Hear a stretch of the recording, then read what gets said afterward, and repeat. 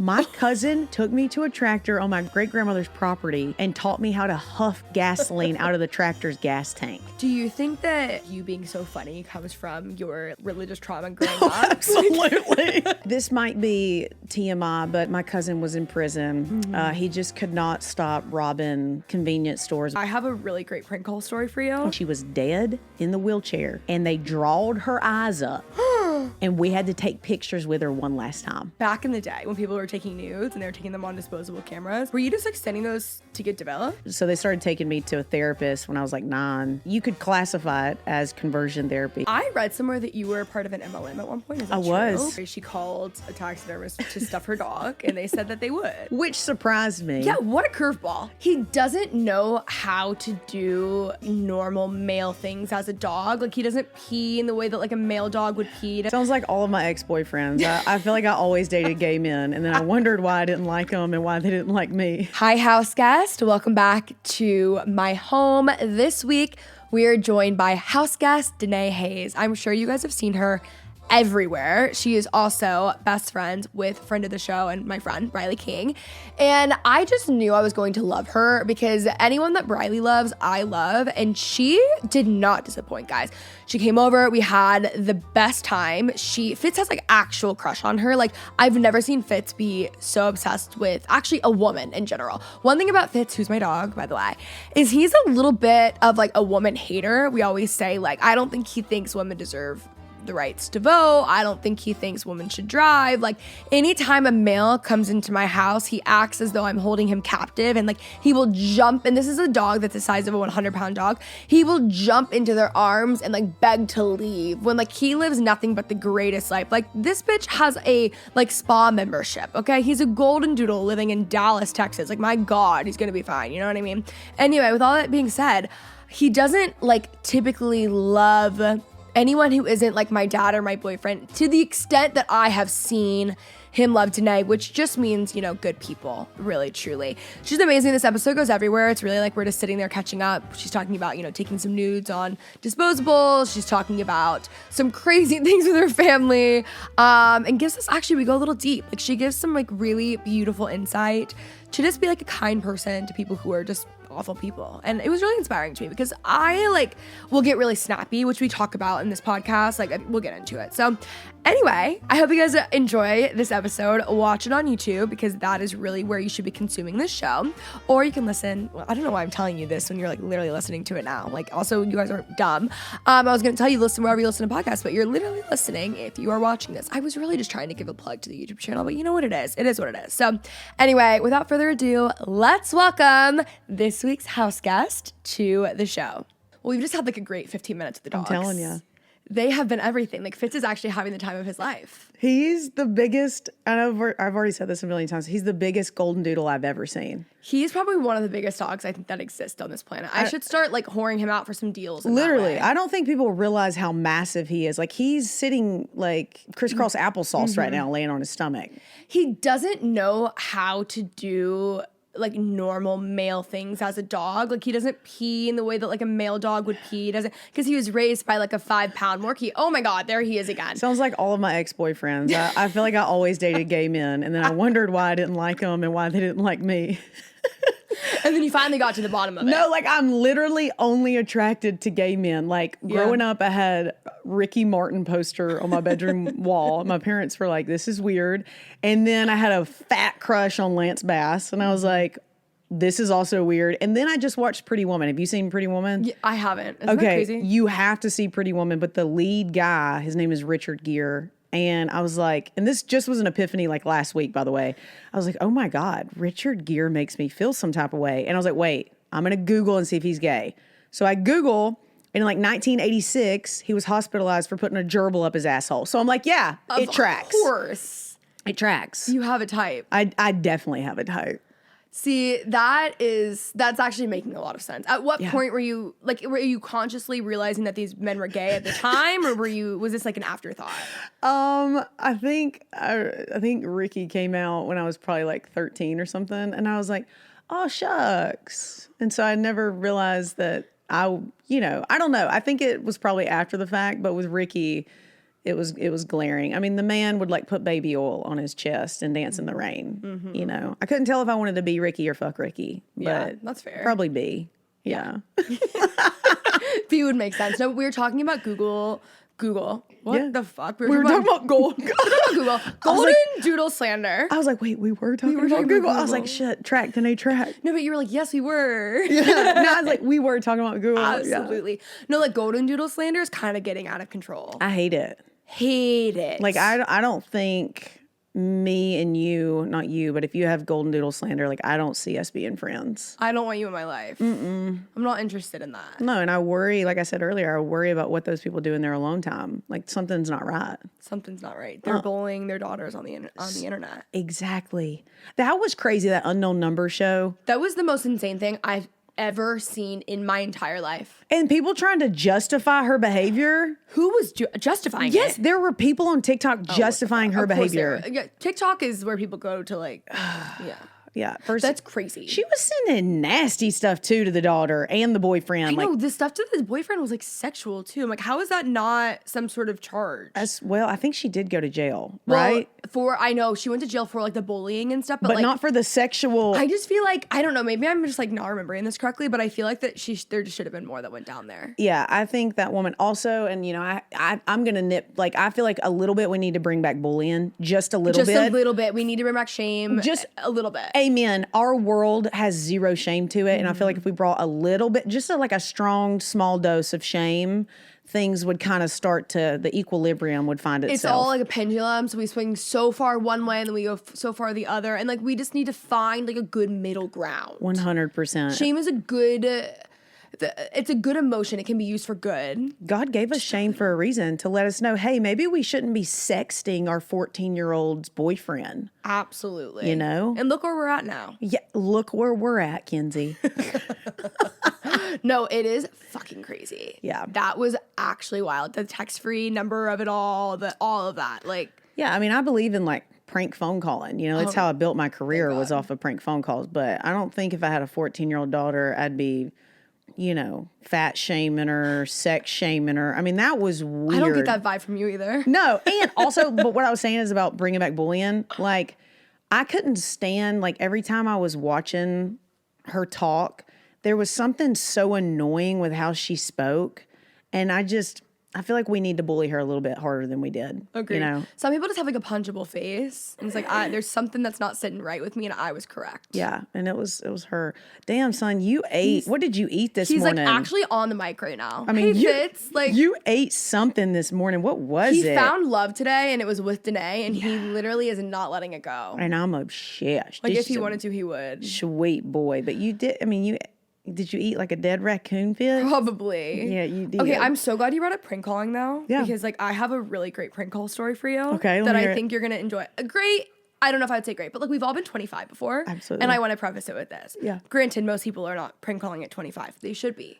Hell, I'm 32 and I'm racking it in every night. I Absolutely. terrorize people on the phone. We were on Nantucket last summer with my friends, and like we literally sat in the room one night and just prank called for like 3 hours. We have like we have a good like script there. But a couple years ago, my best friend Macy, who's the funniest person alive, it was my birthday. We're at a lake house. And she's like, you know what we should do tonight? Like, we should prank call. And there's probably like 10 girls. So everyone's throwing out numbers of guys that, like, you either dated or, like, a friend of a friend or just, like, the most random person that could possibly happen. Like, someone else would prank call. And Macy is, like, she is a true comedian. Like, that girl needs to be up on stage. Like, she really, truly does. She calls this guy. And she's prank calling everyone. Like, she's telling people, like, she would call, like, guys that were assholes and be like, hey, it's Sarah. Like, I'm at Bowen House right now, like, for our date. And, like, make him feel like the biggest asshole. Those were great. But she ends up, like, finding love on the prank call. Shut up. On one of them, okay? With this man, like, we have named him Jay. And at first, it was just to protect his identity, and now we don't even remember his name. So, like, that's why we're calling him Jay. But she calls him, and she's doing this whole thing. He's like, what do you look like? She's like, I have the skinniest waist and the fattest ass. Like, it goes on and on and on, right? So at the end of the prank call, he's like, I obviously know this is a prank call. I don't know who you are, but, like, will you text me? Like, this is kind of crazy, but like, can you just like text me or whatever? And we're like, absolutely, she will. So they start texting. They like literally start talking from a prank call. Like, you can find love anywhere.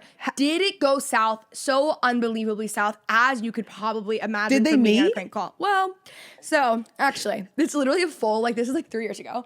We had like a full podcast, like emergency episode where I came with like a briefcase. Like, it was very like, it was like really extreme. Yeah. And so he was supposed to come visit. He was like, I think he's like from Houston or something, and we live in Dallas. He was supposed to come visit. He was like, okay, I'm on my way, like whatever, ETA 3:30. Like, they had the whole plan, the whole trip. Okay, 3:30 in the afternoon. Yes. Okay. He like just never shows up, and she like doesn't hear from him until later that night. And so we obviously go like literally fucking crazy, as you would. And then it just became like a huge thing on the podcast. Like, we hate J names. It was like a whole thing. So they never met. And do we know how old this guy was? He was a couple years older. He had a raging coke problem. Yeah. So that was hard. Right. And that was definitely like, I feel like that was not. That's hard to skirt past. It is. You know? Yeah. So with this guy, did you ever see a picture of his face? So he was a friend of a friend. Like, he went to college with like another friend of ours. Okay. At the time. And so we knew he like existed. And they would like FaceTime a lot. And they were on the phone 24/7, and he was funny, and she's so funny. It's hard for you to like find someone that like matches her specific humor, and it felt like he didn't. It was just going really well. They were like, one thing about a man is like they love a pen pal. It's really crazy. I love my boyfriend, and I still don't reply half the time. You know what I mean? Like, I don't get it. This might be TMI, but my cousin was in prison. He just could not stop robbing convenience stores with toy guns. Okay. You know, it was just a problem. Like, instead of cocaine, he liked doing that, you know? And they had issued what was called the 3-strike rule, which meant after your third felony, you had to serve life in prison without parole. Oh my God. Yeah. So he had 2 strikes, and it just got a bad itch to go rob a convenience store. And so he went and robbed one, got his 3rd strike. But same thing with him. He loved a good pen pal in prison. And he was always telling us, hey, could y'all send money to my pen pal? She really needs it. And we're like, this is probably one of your cellmates that is pretending to be this person, sending the prison letters on behalf of Vanessa from, you know, Jefferson County, Alabama. And you think you're really finding love. But yeah, men love that, just, you know, that sweet message they get, even if they don't know who you are. I'm actually dying. If you guys are watching this on YouTube, you can't even tell. Like, Fitz is right in between us. Like, all we can see is like right above his head to each other. Fitz, please, over here. Come here. Go sit down, buddy.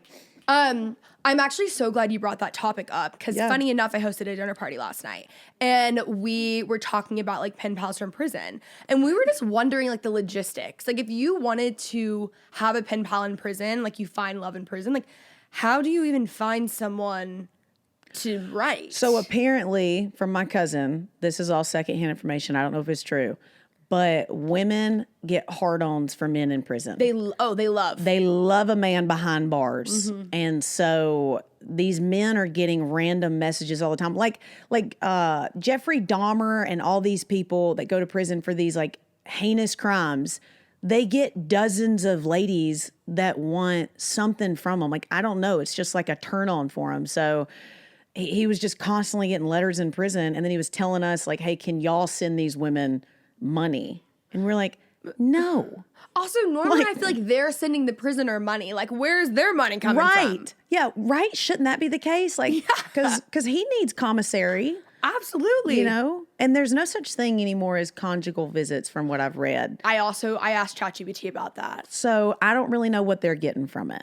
They're not. No, they're not getting much. But yeah, he was always like trying to get us to send this person $400, $500. And I'm like, no, dude, like, you're in prison for life. You're never getting out. And this woman's never even going to get to hug you.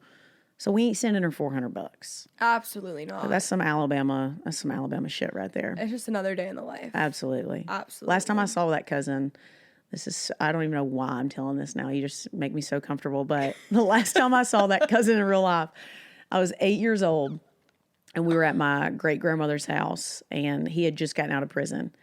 And I had like gotten out of the house, and my dad could not find me. And he was like, and he knew that cousin was there. So he was worried.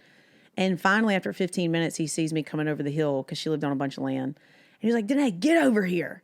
He's like, where have you been? And I was like, I was with Uncle so-and-so and he took me to the tractor. And he goes, what were y'all doing at the tractor? And I said, he asked me if I wanted to, I think he said huff gas. My cousin took me to a tractor on my great-grandmother's property and taught me how to huff gasoline out of the tractor's gas tank. My dad was like, we're never coming over to this woman's house again. Fuck this side of the family. So Everyone has like that side of the family though. Yeah. They really do. Unfortunately, I get it on both sides, but Totally. yes. Yeah. I always say, I have so many like shows to be written. Unfortunately, like now is not the time. Right. I've got to wait for a couple things to line up. Absolutely. Like decades down the line. Right. Once, and I know what you mean by that. Once, Once- RIP Yeah. and the headstone's out, then we can let it out. It might be fair game. Right.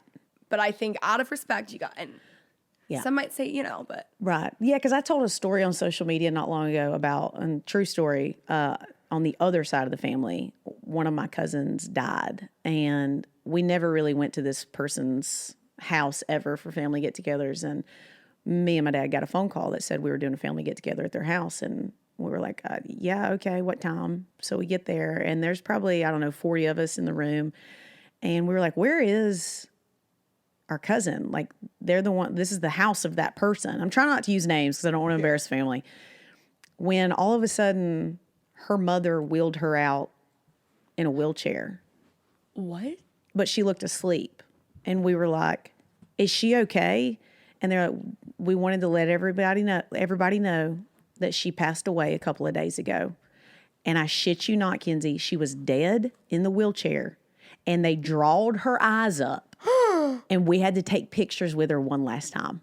It was like a weekend at Bernie's type shit where we were taking pictures with our dead cousin in a wheelchair. How old were you at this time? God, I had graduated high school. And her and I actually graduated high school together, but she was 4 years older, 3 or 4 years older than I was, but we graduated in the same grade. And they were like, hey, we're just going to grandma's for some lunch. Yeah, we're going to do a get together because they didn't want to tell us what was going on because I think they knew half of us wouldn't show up because really this is a liability. Like we're Yeah. trying to build careers here. You know, we don't want this to resurface on Facebook. But that happened. And nobody believes me when I told that story. It went viral on social media, but I had so many people like, where do you come up with this shit? And I'm like, this happened. I wish I was coming up Like, with this. this Yeah. happened. And I was like, they drawed her eyes back. What did they do? Like, were they physically lifting them up at that point? Yes. They drawed them up. Her eyes were like, she was like, That is so yeah. insane. Yeah, it felt very dark. Yeah. Like I felt like I would assume so. I was like, we shouldn't be here. No. This shouldn't be happening. But here we are, and it makes for great content. That is true. I thought it was a little disrespectful on her part. I thought maybe we shouldn't be doing that to her. So I did feel weird. It wasn't what you would have chosen, No. but those are the cards that you were dealt. Yeah, and thank God it never made it to the Christmas card. Could you imagine getting that? You're like, what is wrong with her? What is going on? They probably debated. Yeah, they did. Absolutely. Could you imagine the poor man at Walgreens printing those photos out? Oh my God. I used to always think this is totally separate, but like back in the day when people were taking nudes and they were taking them on disposable cameras, were you just like sending those to get developed? Well, yeah. That's how that worked? I got caught doing that one time. Wait, so tell me everything. Like, how does this work? Okay. So my mom had bought a oh my God, I've never told this in real life. My mom had bought a disposable camera for our family trip to Walt Disney World. Okay. I wouldn't call it nudes. Okay. I wouldn't call it like nude. Like I wasn't sending them to anybody because I was really young. But how young? Like 10. Okay. And I was curious of I was just a curious kid. So I was butt naked taking pictures in my parents' like floor to ceiling mirror. And I was just like doing all kinds of quirky poses, but I was a kid. Yes. And so my mom doesn't know this, and she goes to Walgreens to get the photos developed. And the man, when he hands her the envelope, he was like, hey, listen, there's some photos in there that I felt very uncomfortable developing. And my mom was like, okay, like giving him judgment for judging our Walt Disney World trip. And she's like, okay. And he was like, no, ma'am, I'm serious. When you get in the car, you need to go through those photos. So my mom was like, okay, like how bad can they be? Like what were my kids doing at Walt Disney World? And so she gets in the car and I'm in the back seat and she's thumbing through them, and she's getting through it. And then all of a sudden she sees me and she goes, what were you doing? She's like, why would you do that, Danae? That man in there had to see you looking like this. And I was like, I was just curious. She's like, curious about what? She's like, you can look at your body without taking pictures. And I was like, well, I couldn't see my butt cheeks. I couldn't turn around all the way to see my butt cheeks, Mom. She's like, so you took a picture of your ass and I had to go develop this at the Walgreens? And so it was just so awkward. And I tried to act like it wasn't me, even though my face was clearly in the photos. Absolutely. And she's like, Danae, you're an idiot. And that's before people like realize if you're going to take a nude, like your face has to be out of it. 100%. You were so ahead of the curve. I was trying to be. I was like turning sideways, trying to click. I was just like, I just was curious what my little white butt cheeks looked like. And my poor mom was so mortified. I can't even imagine. See, this is shit that would never fly this in 2025. No, they would call CPS. They'd be in jail. Yeah, they'd be like, calling CPS. Trying to get my mom to go to jail over some dumb shit that I was doing at 10. Absolutely. Yeah. No, that's actually insane. Yeah, that was But gnarly. it was a genuine mistake. Yeah, I was just curious. And You were 10. And I think my mom had to swap Walgreens to CVS after that because she's like, I'm never going to go in there and look at that man in the eyes again. She's probably driving 2 towns over. 100%. Absolutely. It's like when you're in high school and like someone's going to like buy condoms, but they can't go anywhere near us. People are driving like an hour away. An hour to buy condoms. Yeah. Yeah. It's actually crazy. Actually never used a condom before because I never needed to, but It's not really my thing. it's not really my thing, but they do look really nice. The packaging does. It's enticing. You like the branding? Well, I just think it's so funny how they market to men. Yes. It's like ultra ribbed for massive, and I'm just like as big as possible. You're so strong and so macho. yeah. And meanwhile, it looks like they put a sock on their index finger, 100%. Yeah. So That is so true. true.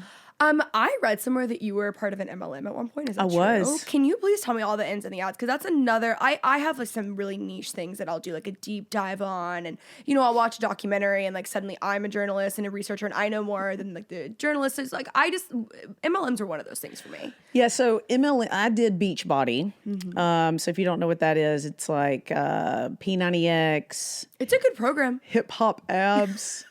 And my ex-wife, she started in it, and I was selling real estate in my hometown, and she was doing Beachbody and doing really well at it. And I wanted to move to California, but I knew I couldn't just move to California and start selling real estate because like it doesn't work like that. So I was like, what could I do in the meantime to like make some money, but also work from home? So I was like, oh, a pyramid scheme would be great. Yeah, let's do that. Let's join a pyramid scheme. Sign me up. Sign me up. Were you looking for like a pink Cadillac too, or no? Well, they didn't do pink Cadillacs, but they did do like trips and stuff you could win. Okay, that's nice. I did decent, but I never made it to like the top 10 or like the top 25, which was like where all those gifts, the top 10 is where like the gifts come in. 10 out of like how many people? God, I think like hundreds of thousands. Yeah, so I did well enough to support myself financially, and then I got out of it because I never loved it. I mean, I'm sure a lot of people probably thought it was really fulfilling, but the only fulfilling part for me was when I would get like a message from somebody, and it would be like, Danae, you've changed my life. I've lost 60 pounds. Then I'd be like, okay, the mission feels good, but then they shut the company down. I think it was last year or 2 years ago because they were like just pouring money out their ass. From what I've heard, I'm alleged. pretty sure they were a sponsor on this podcast at one point. No way. Now that I'm thinking about it, because my mom did Beachbody. Girl, I didn't realize Beachbody was an MLM, and I think absolutely were a sponsor because I got so much hate for it for promoting MLMs, and I'm like, what the fuck are these bitches talking about? I'm not promoting an MLM. Right. I was apparently. Well, no, I did a show this past weekend in Spokane, Washington, and in the middle of my set, which I'm sure y'all can imagine, but like when you're doing comedy and somebody yells something out, it throws you for a loop, especially when it's like not related to what you're talking about, because you have to like find that cadence again. And so I'm like doing this joke about buzz cutting my hair as a joke. And then all of a sudden, this girl in the front row just randomly goes, "You were my Beachbody coach." And I was like, fuck. I was like, why are you doing this right now? I think my last year in Beachbody was 2021 or 2022. So it's been a hot minute. But That's actually really recent. yeah. So I moved to California doing it, moved to Austin, Texas. And then once I got to Austin, Texas, I started on social media and I just freaking loved it. So I was like, I don't want to do this anymore. I don't need to do it anymore. I've kind of replaced the income that I was making in that doing social media.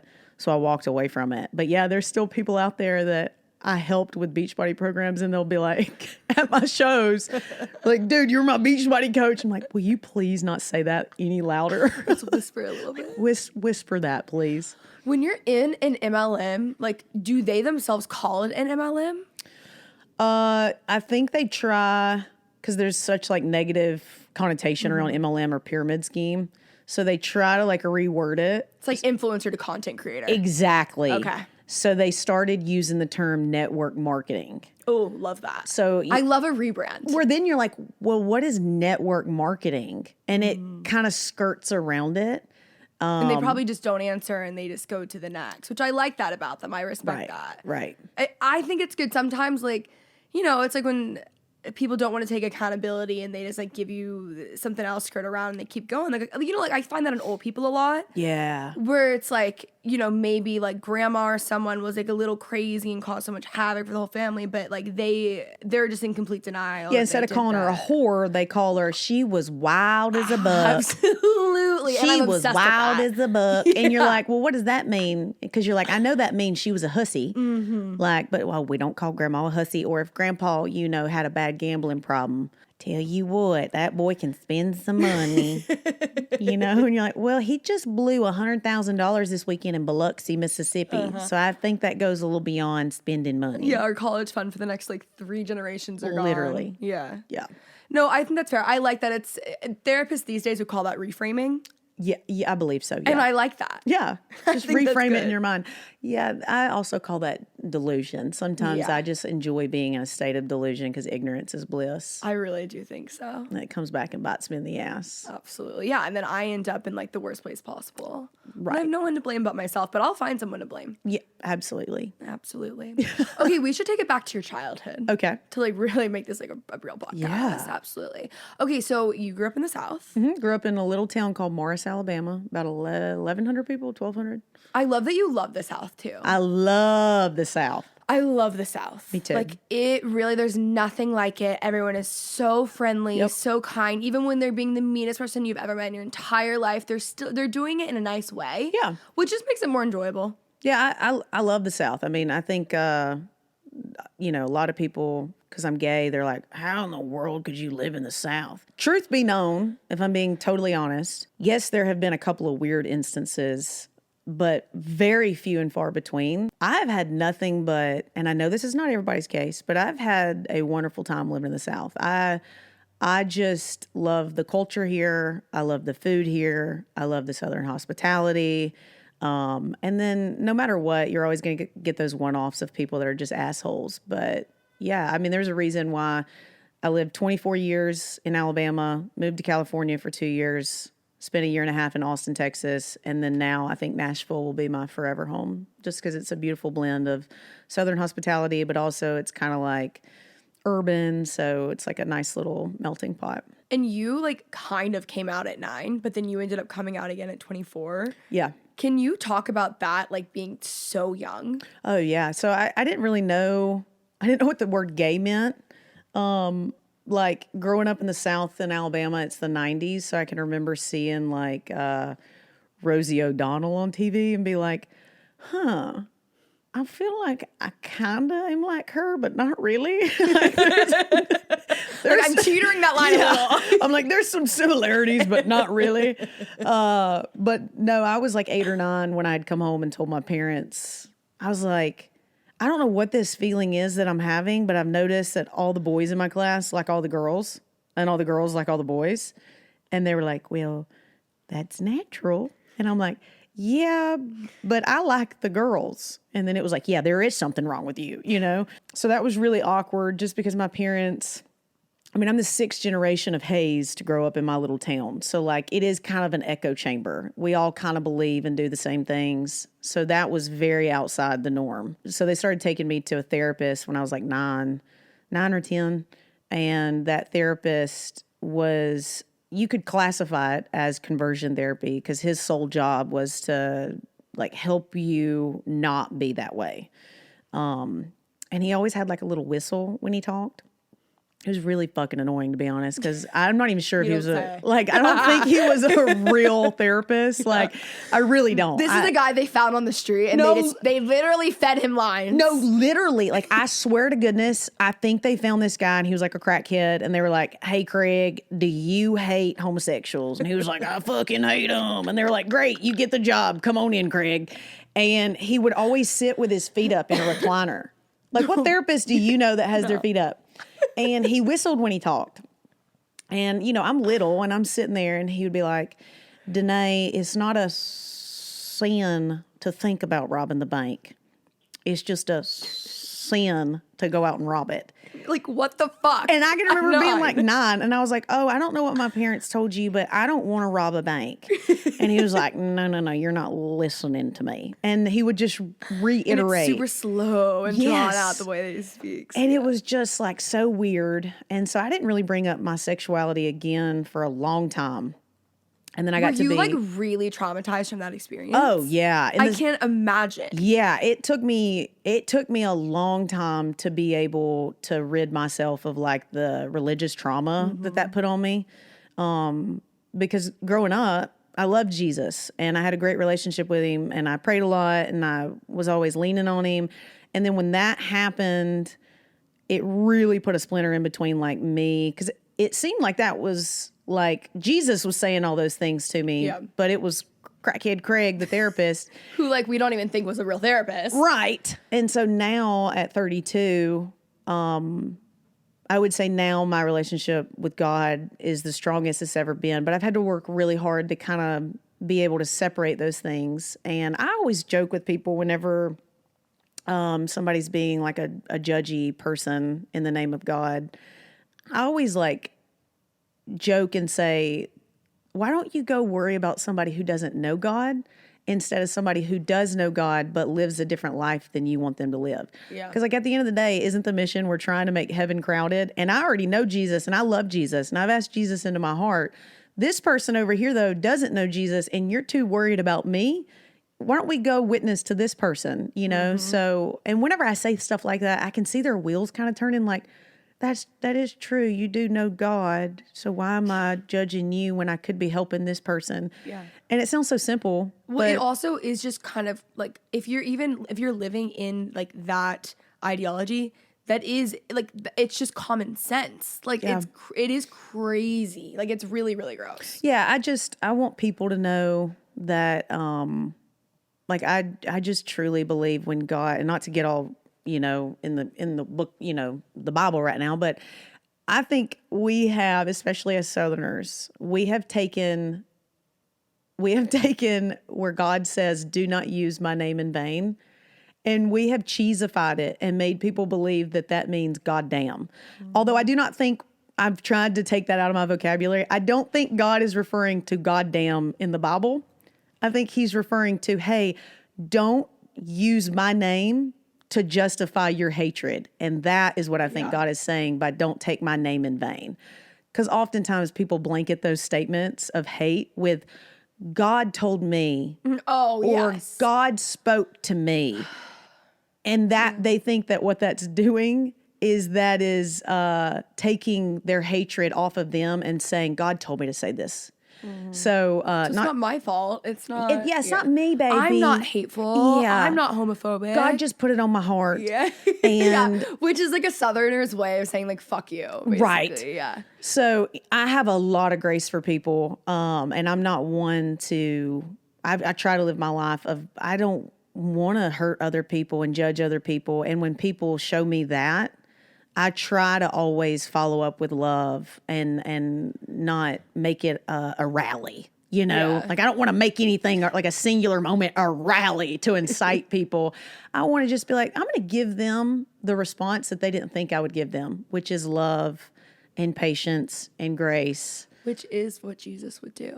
Well, that's how I learned about Jesus. So I do try to always show people grace, even if they don't show it to me, because I think that's how you make changes in life. You really inspired me when I was listening to a podcast you were on, and you were saying that you have so much grace to your parents with like sending you to conversion therapy, and I was like, the fuck I wouldn't. Like, seriously, I'm like, but even the way like you're responding, I'm like, it just like, it really, because I remember being so young. Like, I remember like driving in the car with my dad, and like you start to like get older, and then like I've always had gay family members, so that was just kind of like a thing. Yeah. And then you find out that people have problems with people being gay. Like I'm talking so young. Yeah. And I was like, I just don't understand why that would be a thing. Like why that would bother someone, why that would.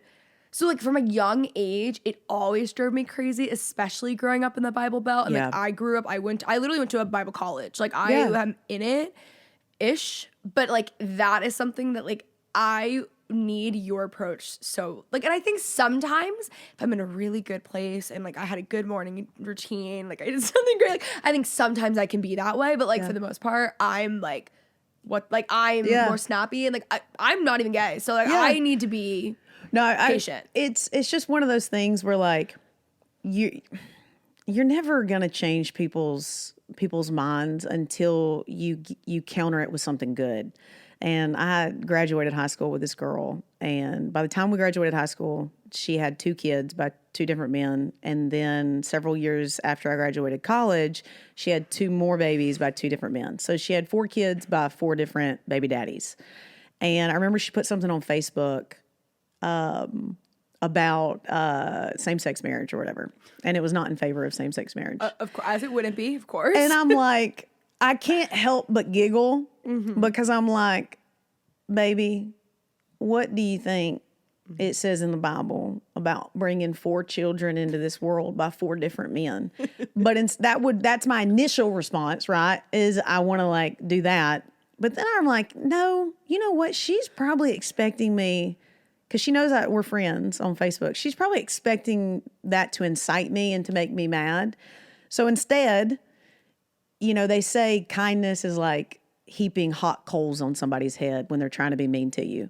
That really is the best thing you can do, because when somebody is being hateful to you and they are being mean and they are being judgmental, when you respond with kindness, it feels like they have hot coals being thrown at their head. And that, I think, is what makes people go, man, I was so mean to that person. I was so judgmental, and she showed me kindness back. I need to look within. I think that's really the only thing that causes people to have retrospect and just self-awareness. And sometimes they don't. But at the end of the day, I think hate and I think bitterness is like a self-inducing poison. If I allow them to make me feel that way, it's like literally drinking a cup of poison. So they're getting what they want. So I just try to lead with love. It's so interesting because like when it comes to like hate comments or really any other topic, I feel like that isn't, I think, just like attached biblically. Or I think what it is like, especially in the day and age that we're at now, like people like they always have, like people use the Bible. Absolutely. Just to whatever point they want to. Yeah. They use and abuse it. It's incorrect. And like they use it to like hate and oppress other people oftentimes, which is obviously like not the Bible, like what the Bible was meant for. So like when it is attached to that, I'm just like anything else, I'm like, oh, whatever. I grew up with so many siblings. Like, I couldn't really get offended. Like, I was like, I didn't have a choice. But then when it comes to that, I'm like, I actually, like, want to beat you up. I know. But I need to be like you. I'm working on it. Well, just, you know, at the end of the day, I always have to remind myself, my happiness is never in somebody else's hands. And people hate when I say this, but this is something my dad has told me since I was a little kid. He always said, Danae, nobody can make you feel some type of way. Nobody can make you mad. Nobody can make you happy. Those are all things that have to come within. So I just have to remind myself that when I do get mad, I'm giving them the power to control my life. And I'm like, I don't want to do that. So it's tough, but I always have, when I get into those fighting, pissed off moods, I'm like, nope, nobody can make me mad.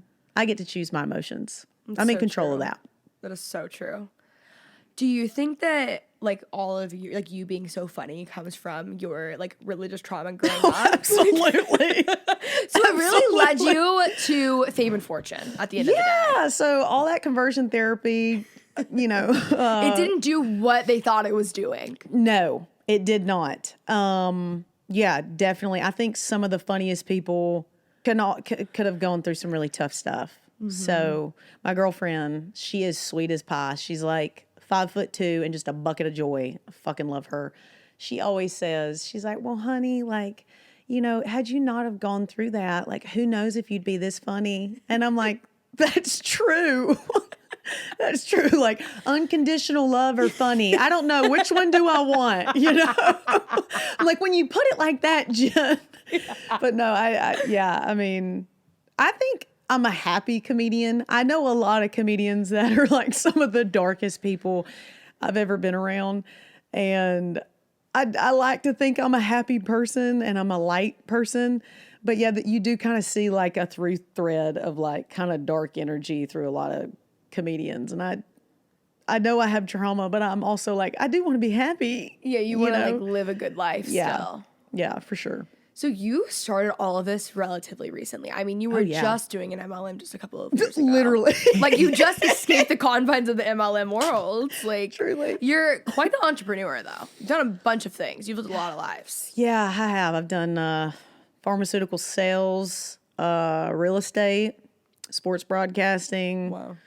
Ran softball camps because I played college softball. Yeah, I feel like in 32 years, I've kind of done a little bit of everything. Absolutely. And then started harassing people on prank phone calls during the pandemic. So, as you should. Yeah. So that's really what kicked it all off was the prank phone calls. Yes, because you do like the taxidermy call. Yep. Where she called a taxidermist to stuff her dog, and they said that they would. Which surprised me. Yeah, what a curveball. Yeah, I thought the guy would be like, ma'am, we don't do that. We do deer, turkey, and fish, and that's all we do. But when I asked him to stuff my Rottweiler, he was like, oh, yeah, we do that. I was like, shit, what do I say now? And then he was like, well, where is this dog? And I was like, think. I was like, he's in my deep freezer. And he was like, ma'am, you have done everything right up to this point. And I was just like, what the fuck?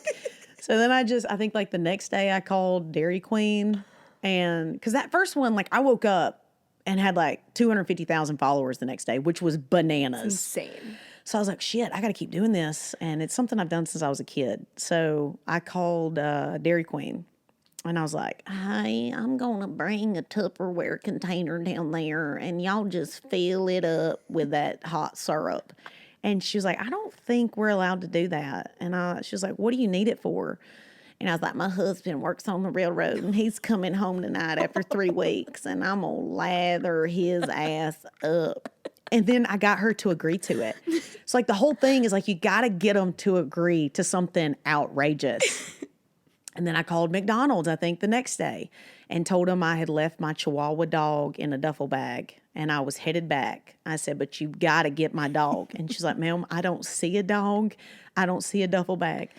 And I said, if you'll call my dog's name out and you'll yell, it'll come running to you.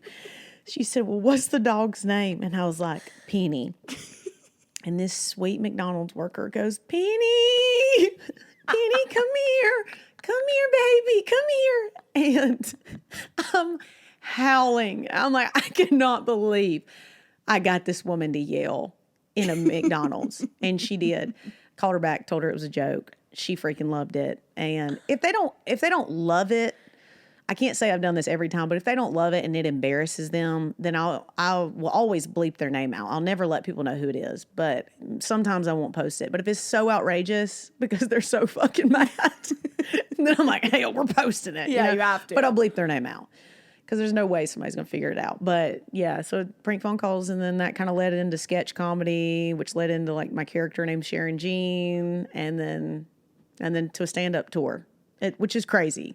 That's insane. That's such a fast turnaround. You also lied about having done stand-up before. I did. I love that. I think healthy lying is good. Absolutely. I was like, I'm never going to get this opportunity again. Of course I've done stand-up. If I was born doing it. I've done it since I was 9 years old. Yeah. You went to stand-up after conversion therapy, like literally right after. Literally. McDonald's and stand-up. Yeah. I was holding court at the roller rink. I was like, I had 20 kids and I was like, let me tell you all this joke, you know? So yeah, technically it was a lie because all I had done at that point was an open mic at a coffee shop, which I wouldn't call that stand-up because... But again, it's all about reframing. We reframed it. We reframed the shit out of it. And then they booked me on like 6 comedy clubs. And I was like, so does that mean like I'm headlining? And they're like, yeah, you have an hour. So the first time I ever did stand up was for an hour in front of people, which is buck wild to think about it now. Because I think if I knew what I know now, I wouldn't have done that. I think stand up is also the hardest thing you can do. I really do. I think as far as like in a performance, like environment, imagine you're standing on stage telling jokes for an hour and a half and you have to memorize them. That's the other part that really gets me. Right. I cannot, even when I see friends who are comedians and they like are memorizing their act, I'm like, one, how the fuck? 2, like I would much rather be up there singing a couple songs. Like that sounds like a walk in the park compared to stand-up comedy. Yeah, it's like I said, if I knew what I know now, you know, back then, I probably wouldn't have agreed to it because like fear creeps in. But ignorance is bliss, and I didn't know anything. And so I just had to figure it out like baptism by fire. But now it's like the most fun I've ever had. Like people say that all the time. They're like, it's so scary. It's so hard.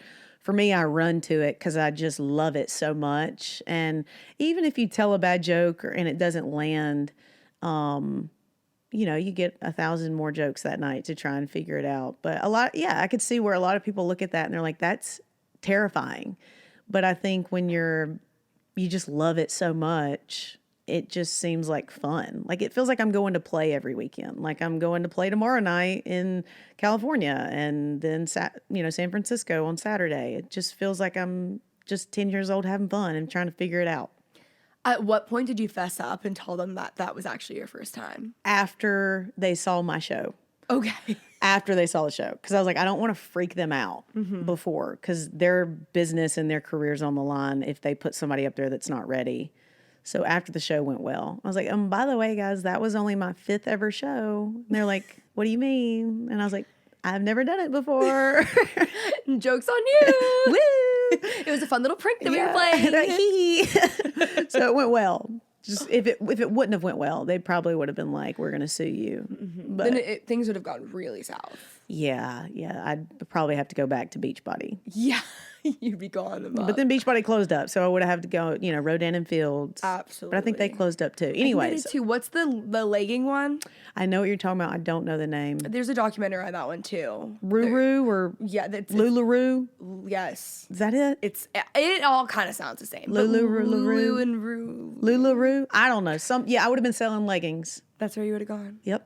But now instead, you've actually moved your Beachbody career into your comedy career because now all those people are just following you and going to your shows. People don't know it, but I'm actually still a part of Beachbody, and I sell them programs after my stand-up comedy.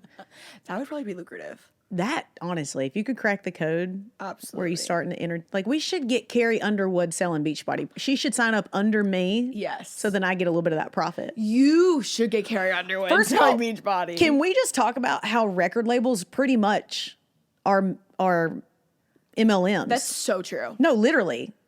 You have the head label. He signs up this artist. That artist is making a money. And then it just continues. I don't know. I just had that epiphany. And then they'll have the other artist. The other artist will have like a sub label under the main label. And then they do the same thing. Exactly. It is an MLM. It is an MLM. Wait, hold on. It is crazy what we like decide is cool and what isn't. It really is an MLM. Because I think a corporate job would technically be considered an MLM too. I don't know. Now we're getting down a rabbit hole. No, I don't think so because I think what makes an MLM is that like the people at the top of the pyramid are always making way more money, right? And then everyone else is making them money. But like with with their small little label, not small, but the smaller labels within the big one, that's where I think the MLM comes into play. Yeah, because like say I don't know who Carrie Underwood signed to, but say she signed to Warner.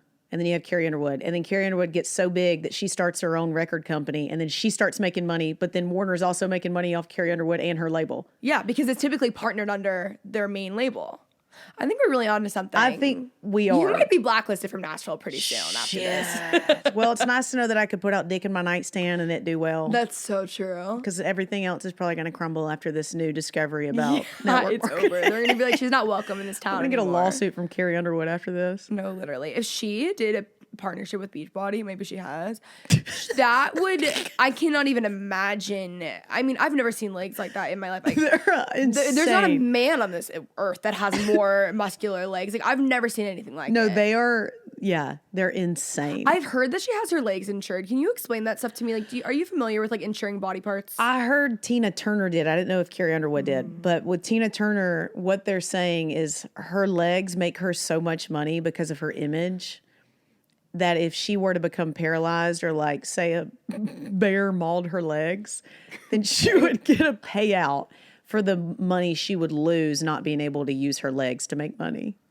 I wish there was a body part of mine that was making me that much money. Like, I wish I had anything to insure. Yeah, I don't know I mean, I do have long legs, but they're definitely not making me money. Like, I don't think my fan base gives a shit about my legs. And I'm always looking to like monetize anything.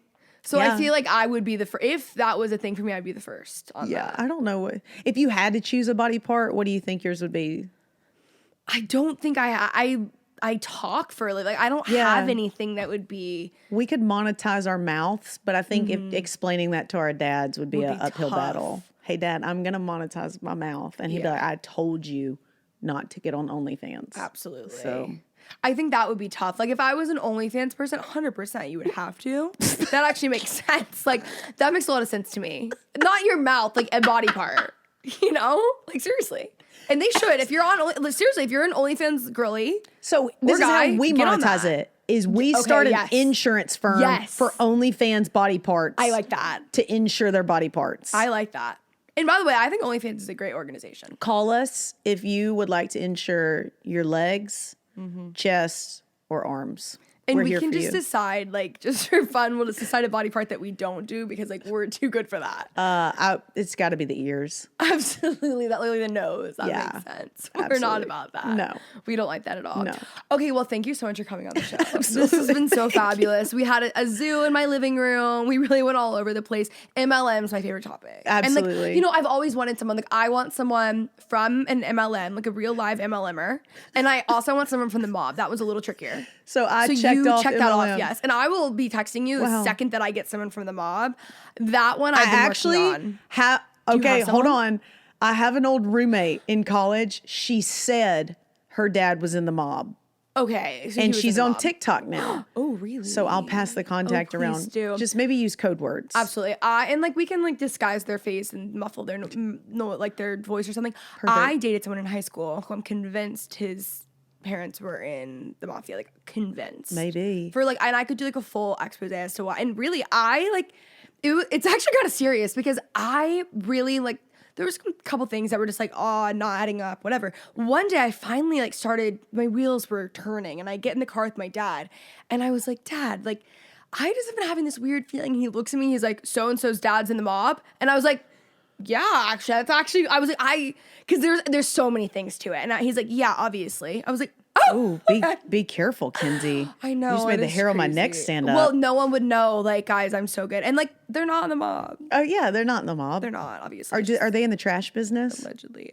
No, they're in another that. Construction? It's okay. You don't have to talk. There's 4 families and they all are in something that would be related. Have you seen The Sopranos? No, but I need to like lock Watch into that, it 'cause, you know, and I then would love it. reflect back on that time and see, and then text me and let me know. I'll be like connecting the dots. Okay, amazing. Well, where can they find you and see you on tour? You're everywhere. Also, I cannot believe you sold 50,000 tickets. That's crazy. It was buck wild. Congratulations. Thank you. Massive. We only have 6 more shows left this year, and then the tickets are at DanaeHayes.com. Same thing for TikTok, Instagram, Facebook, DanaeHayes.com. A superstar. Thank you. Thank you.